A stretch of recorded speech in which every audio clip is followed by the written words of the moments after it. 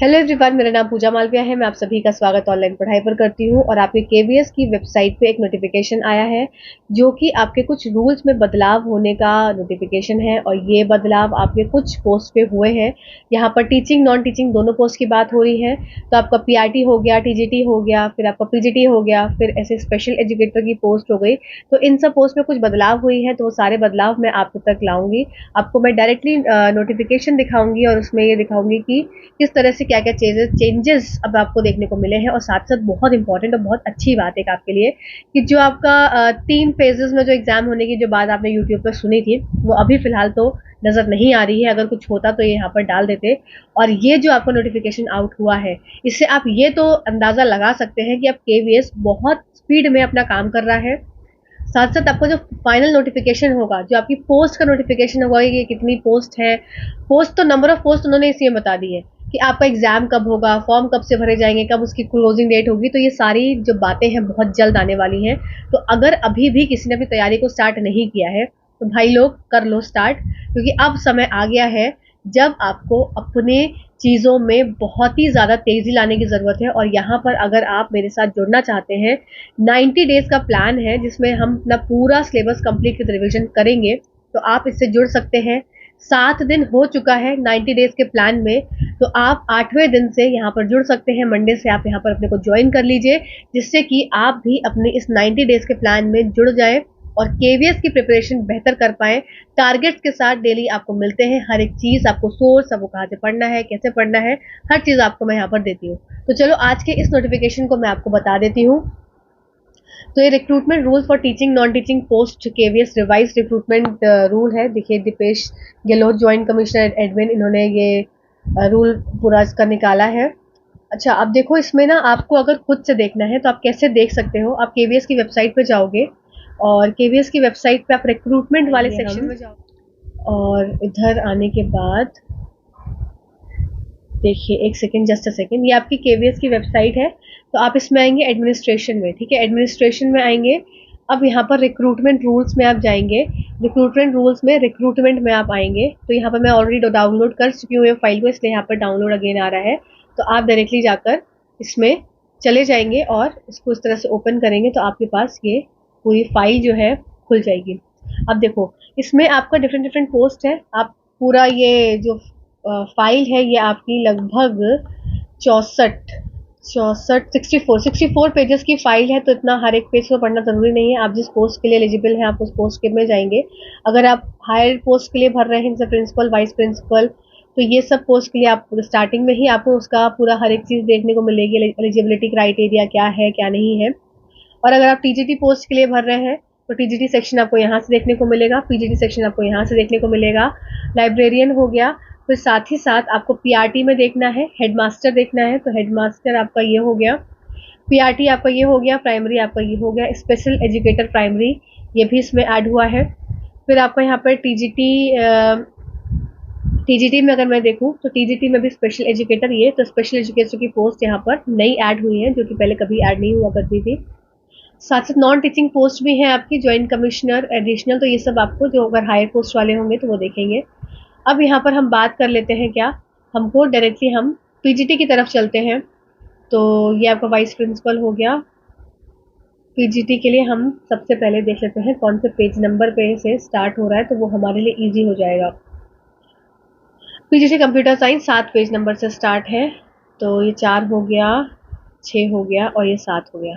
देखो, इसमें क्या है, अगर आप कंप्यूटर साइंस से भर रहे हैं अपना graduation, post graduation computer science है आपका, तो ये आपको पता नहीं कितना साफ दिख रहा होगा, थोड़ी सी ब्लर्ड इमेज है इसकी।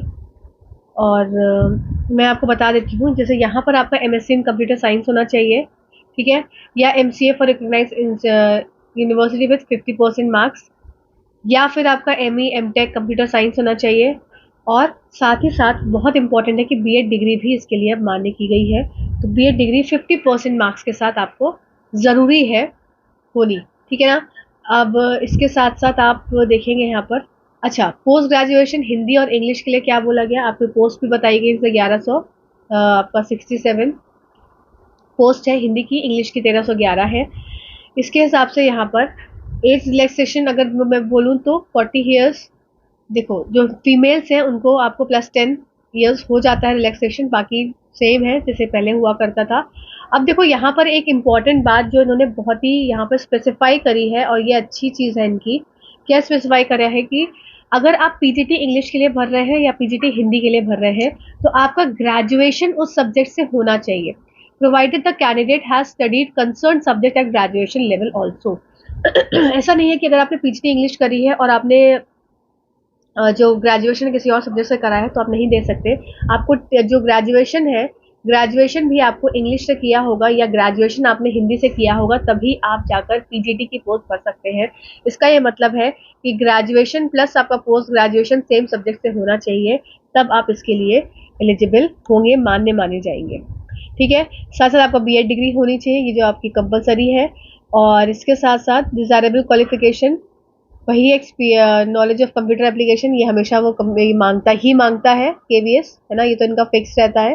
तो ये सारी चीज़ें हो गई आपकी टीजीटी हिंदी और इंग्लिश के लिए। ठीक, अब इसके बाद बात कर लेते हैं क्या, post graduate teachers for maths, physics, chemistry, biology, biotechnology, history, geography, economics and commerce. इसके लिए देखो यहाँ पर भी इन्होंने सेम बात की है, पोस्ट इन्होंने बता दी है। जैसे पीजीटी अगर बायोलॉजी की बात करिए तो 1113, 1403 आपकी पीजीटी केमिस्ट्री की है, इसी तरह से बाकी भी है। अब देखो यहाँ पर जैसे पीजीटी फिजिक्स की बात करी जाए, तो पीजीटी फिजिक्स के लिए इन्होंने क्या बोला है कि फिजिक्स, तो यहाँ पर सेम चीज जो कि मैंने अभी कंप्यूटर साइंस से बताई कि कंसर्न सब्जेक्ट अगर आपका फिजिक्स है, पोस्ट ग्रेजुएशन के लिए आप भर रहे हैं, तो आपका ग्रेजुएशन में भी वो सब्जेक्ट होना चाहिए। इस तरह से केमिस्ट्री का, इस तरह से मैथ्स का, ये सब्जेक्ट और एनी स्पेशलाइजेशन कंसर्न सब्जेक्ट, तो कंसर्न सब्जेक्ट्स में आपका क्या होना चाहिए, इन कंसर्न सब्जेक्ट और any specialisation concern provide the candidate has the studied concern subject at graduation level. मतलब हर एक पोस्ट के लिए अगर आप पीजीटी बायोलॉजी भी भर रहे हैं, ठीक है, तो in biological science, life sciences और any specialization in concern subject provide the candidate has studied concern subject at graduation level also. ठीक है, तो ये सब चीजें यहाँ पर ध्यान रखनी है। अब इसके बाद आ जाते हैं हम टीजीटी पे। तो टीजीटी पे इन्होंने क्या चीज, ये तो पीजीटी हो गया आपका कंप्लीट। अब आपकी बात आ जाती है यहाँ पर टीजीटी। तो टीजीटी के लिए इन्होंने क्या चीज करी है, देखो टीजीटी की थोड़ा सा और स्पेसिफाई किया, जैसे टीजीटी हिंदी, इंग्लिश और संस्कृत की बात अगर की जाए तो नंबर ऑफ पोस्ट उन्होंने बताई है, प्लस आपका हो गया बीएड की डिग्री होनी चाहिए आपके पास इंपॉर्टेंट, और 50% मार्क्स होना चाहिए।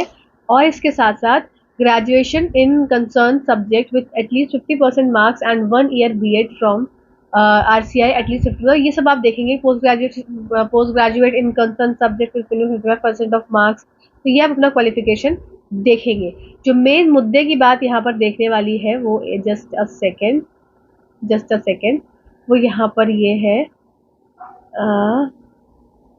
जस्ट अ सेकेंड, हाँ ये रही। देखो अब यहाँ पर इंपॉर्टेंट चीज आपके लिए, टीजीटी अगर हिंदी के लिए आप भर रहे हैं तो स्टडी करेंगे, ये जो कॉलम है ना, ये इंपॉर्टेंट उन्होंने ऐड किया है कि हिंदी अगर आपने पढ़ी हो या तो इलेक्टिव या मेन सब्जेक्ट के रूप में 3 साल या 6 सेमेस्टर्स ऑफ द कोर्स, मतलब या 3 साल या 6 सेमेस्टर आपने हिंदी पढ़ी हो ग्रेजुएशन लेवल पर, studied Hindi as an elective main subject at least 3 years. ऐसे इंग्लिश के लिए studied English as an elective या main subject in at least 3 years 6 semesters of the course. TGT Sanskrit के लिए भी सेम चीज है। फिर आपकी बीएड हो गया, और आपका सीटेट तो मान्य रहता ही रहता है, ये सब चीजें आपकी पुरानी है, ठीक है ना। अब देखो इसके साथ साथ अगर मैं बात करूं किसकी, आपकी train graduate teachers for math, science and social science. देखो यहाँ पर समझो मैथ्स वालों, साइंस वालों, कि आपका टीजीटी मैथ्स की 2795 पोस्ट है। देखो पोस्ट इन्होंने निकाल दी है, इसका मतलब बहुत जल्दी नोटिफिकेशन भी अब निकालने वाले हैं, तो बहुत स्पीड में पढ़ाई करना स्टार्ट कर दो। साथ में आपका रिलैक्सेशन बता दिया, फिर आपको बता दिया 4 year integrated degree course from NCTE recognised university with at least 50% marks in concern subject, या बैचलर्स ऑनर्स वालों को इन्होंने एलिजिबल कर दिया है। Degree from recognised university with 50% marks in concern subject, फिर बीएड होना चाहिए। फिर इसके साथ साथ आपका क्या होना चाहिए, अब देखो क्वालिफाइड इन सीटेट आपका एग्जाम में पेपर 2 निकला होना चाहिए। फिर competence to teach through English and Hindi language आपका होना चाहिए। फिर साथ साथ आपको क्या इंपॉर्टेंट चीज है यहाँ पर कि मैथमेटिक्स, देखो सेम चीज यहाँ पर कि मैथमेटिक्स अगर आप भर रहे हैं, टीजीटी मैथ्स भर रहे हैं, तो मेन सब्जेक्ट में एटलीस्ट 3 ईयर्स आपका मैथ्स होना चाहिए, ठीक है। फिजिक्स में अच्छा देखो, मैथ्स का भर रहे हो ना, तो 3 साल आपका मैथ्स होना चाहिए। अब इसके साथ साथ 1 साल आपका फिजिक्स भी हो सकता है, या 1 out of chemistry. Physics at least 1 year और एनी 2 सेमेस्टर्स, या तो 1 साल आप फिजिक्स करा हो या 2 सेमेस्टर आपने फिजिक्स पढ़ा हो, मतलब वही बात है, 2 सेमेस्टर का ही 1 साल हो जाता है। या वन, और एक साथ साथ 1 out of chemistry, electronics, computer science, statistics at least 1 year, और ये मतलब ये 3 कॉम्बिनेशन होने चाहिए कि मैथ 3 साल होना चाहिए, फिजिक्स 1 साल या 2 सेमेस्टर, फिर केमिस्ट्री, इलेक्ट्रॉनिक्स या कंप्यूटर साइंस या स्टैटिस्टिक्स ये आपका होना चाहिए, ठीक है ना। और candidates with BSc honours in physics और chemistry are not eligible for the post of PGT maths, ठीक है ना। तो ये ऑनर्स वाले बच्चे, यहाँ पर देखो साफ लिखा हुआ है, candidates who studied under choice based credit system in the above subjects are also eligible, मतलब सीबीसीएस वाले, मतलब ग्रेडिंग वाले सिस्टम में हो तो वो एलिजिबल हो सकते हैं। अब ऐसे कैंडिडेट्स जिन्होंने बीएससी ऑनर्स किया है in physics chemistry are not eligible for the post of PGT maths. BSc honours वाले बच्चे नहीं एलिजिबल हैं, इसको यहाँ पर ध्यान से देखेंगे। साइंस के लिए भी सेम चीज है कि अगर आपने मेन सब्जेक्ट में, देखो candidate should have studied biology, life science, botany, zoology as honours main subject in at least 3 years और सेमेस्टर कोर्स, ठीक है। फिर देखो मेन सब्जेक्ट में अब क्या हो जाएगा, biology, life science, chemistry, botany और जोलॉजी। फिर बॉटनी अगर है तो केमिस्ट्री और जोलॉजी, जोलॉजी है तो केमिस्ट्री और बॉटनी। तो इस तरह से आपको कॉम्बिनेशन यहाँ पर देखने को मिलेगा। अब इसके साथ साथ आपको studied any 2 subjects out of history geography, ऐसी हिस्ट्री ज्योग्राफी में भी है। फिर ये सब होके आपका कंप्लीट होता है यहाँ पर टीजीटी, जितने भी आपके कोर्सेज हैं। अब यहाँ पे आर्ट एजुकेशन का भी सेम इसी तरह से आप देख लेंगे, वर्क एक्सपीरियंस का भी आप देख लेंगे। देखो अब इसके बाद आ जाता है आपका next, recruitment for the post of librarian भी देख लेंगे, स्पेशल एजुकेटर टीजीटी। अब स्पेशल एजुकेटर टीजीटी में देखो पोस्ट 493 है, फिर आपका नॉट एसेंशियल क्वालिफिकेशन में आपका आ जाएगा graduation degree from recognised university. फिर बीएड स्पेशल एजुकेशन से होना चाहिए with at least 50% marks. BEd general हो, ठीक है, अगर बीएड जनरल है आपके पास 50% मार्क्स होना चाहिए, या फिर उसके साथ साथ आपका 1 ईयर डिप्लोमा इन स्पेशल एजुकेशन। मतलब अगर आप स्पेशल एजुकेशन वाले कैंडिडेट हैं तब तो आप स्पेशल एजुकेशन की वैकेंसी को भर सकते हैं, नहीं तो नहीं भर सकते हैं, ठीक है। ये भी यहाँ पर बात बताई गई है। बीएड जनरल है अगर, तो at least 50% marks along with post graduation, professional diploma in special education. तो हर जगह आपका स्पेशल एजुकेशन की बात करी गई है, वो आप देख लेंगे किसमें क्या क्या चीजें हैं, ठीक है ना।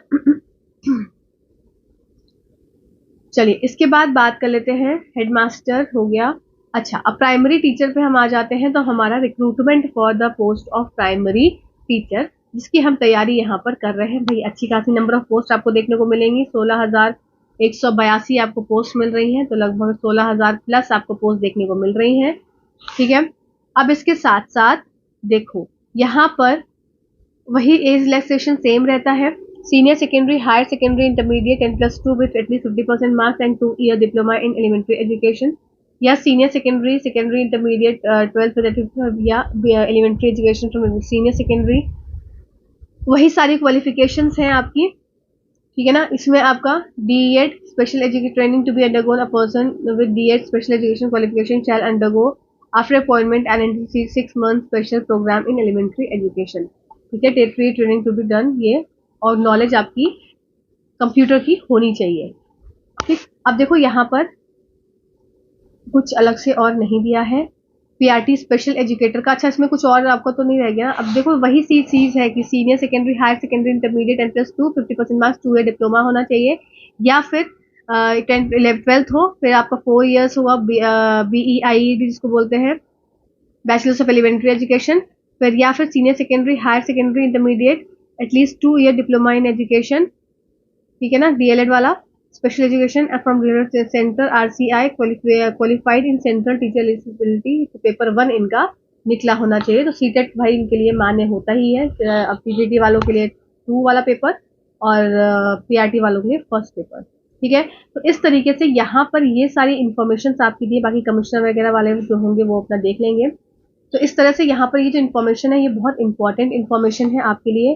केवीएस ने निकाल दी है अपनी इन्फॉर्मेशन, तो इसका मतलब अब केवीएस कभी भी आपका नोटिफिकेशन आउट कर सकता है। तो इसका मतलब ये है कि पढ़ना स्टार्ट करना पड़ेगा, पढ़ना स्टार्ट कर दो भाई, है ना, समय नहीं मिलता है। और एक और चीज, यहाँ पर एग्जाम जो होगा ना आपका मोस्ट प्रोबेबली ऑफलाइन मोड होगा, क्योंकि पिछली बार जब ऑनलाइन हुआ था ना तो कहीं जगह पे धांधली हो गई थी, तो बहुत प्रॉब्लम क्रिएट हुई थी। तो इस बार भी आपका ऑफलाइन मोड होने की पूरी पूरी संभावना है, जब तक कि केवीएस अलग से कुछ नहीं बता देता है अपने नोटिफिकेशन में। अभी तो आप इसको ऑफलाइन मोड पे चलिए। 1, 2 और 3 जो आपका था कि भाई वो 1 पेपर होगा, फिर 2 होगा, फिर रिटर्न होगा, फिर ये होगा, फिर वो होगा, वो फलाना ढिमकामा नहीं है। जैसे अभी तक पेपर होता था वैसे हो रहा है। पीवाईक्यूज को जरूर ध्यान दीजिए, पीवाईक्यूज के हिसाब से पढ़ते रहिए और यहाँ चैनल से जुड़े रहिए। यहाँ पर हर चीज आपकी केवीएस के अकॉर्डिंग कराई जाएगी। केवीएस का रिटर्न मैंने खुद ने निकाला था, तो इसलिए मैं केवीएस की प्रिपरेशन आपको बेहतर करवा पाऊंगी। आप जुड़े रहिए, करते रहिए प्रिपरेशन और चैनल को सब्सक्राइब कर सकते हैं। Till then thank you so much for this video. Thank you.